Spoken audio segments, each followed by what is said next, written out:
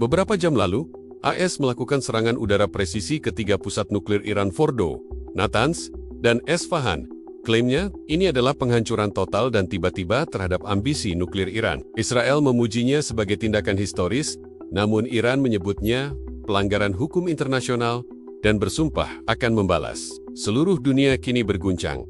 Apakah ini solusi keamanan atau babak baru perang besar? Serangan awal dilaksanakan dini hari waktu Iran, US, dan sekutunya mengerahkan bomber stealth B-2 dan rudal Tomahawk dari kapal selam. Sebanyak 30.000 pon bom bunker buster membombardir fasilitas vital. Dilaporkan tanpa berniat mengganti rezim. Israel menyebutnya keberhasilan besar dalam mencegah ambisi nuklir Iran. Namun Iran langsung bereaksi keras, mengklaim ini adalah tindakan ilegal dan pelanggaran terhadap piagam PBB. Reaksi global beragam. Israel dan beberapa kekuatan barat menyebut ini langkah tegas untuk keamanan global. Uni Eropa dan PBB menyerukan de-escalation. Sementara Venezuela dan Kuba mengecam serangan AS, menyebutnya tindakan agresi yang berbahaya. Persisnya, ini menciptakan polarisasi baru antara siapa yang mengutamakan keselamatan nuklir dan siapa yang takut serangan ini dapat memicu konflik lebih luas. Efek serangan ini langsung terasa di pasar energi.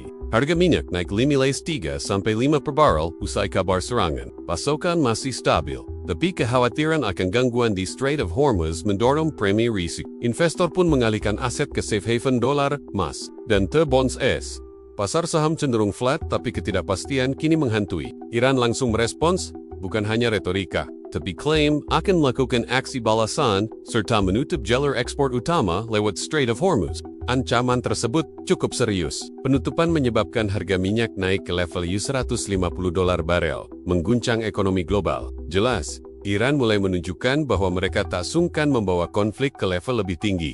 Meskipun ketegangan sedang tinggi, jalur diplomatik masih terbuka. Italia, Jepang, dan Qatar menyerukan agar AS dan Iran kembali ke meja perundingan. Tapi Iran menyatakan hanya bersedia berdialog dengan jaminan penghentian serangan. Pergeseran ini memperjelas dilema global. Apakah keamanan nuklir sah dianggap sebagai presiden untuk serangan sistemik? Dan, apakah gencatan senjata realistis saat musuh belum mundur? Konflik ini adalah contoh perang modern, teknologi drone, serangan siber, bom bunker, intelijen canggih, dan diplomasi cepat. Iran menyebut serangan ini ilegal, namun peluang untuk membalas juga memberi peluang rusaknya sistem sibernya. Dunia menyaksikan bagaimana perang semakin berbasis teknologi, menjadi hybrid warfare dalam dimensi realitas dan virtual sekaligus. Lalu, bagaimana akibatnya bagi negara non-NATO seperti Indonesia? Bersikap netral semakin sulit saat konflik berkembang cepat. Indonesia bisa memilih memperdalam diplomasi, memprioritaskan teknologi pengamanan siber, atau berakselerasi memasuki arena pertahanan modern. Namun tekanan untuk memilih pihak dan konsekuensi ekonomi global, terutama pasokan energi, juga harus diperhitungkan. Pendukung serangan menyampaikan, menghancurkan pusat nuklir Iran adalah perlu untuk mencegah negara itu memiliki senjata atom. Namun kritik menyoroti motif, konsekuensi hukum, dan risiko domino. Agresi ini bisa memicu serangan balasan dan melanggar piagam PBB. Apalagi saat konflik kawasan meningkat, ia dapat memicu konflik lebih luas di Timur Tengah, yang akan melibatkan banyak negara dan memicu krisis kemanusiaan yang lebih besar.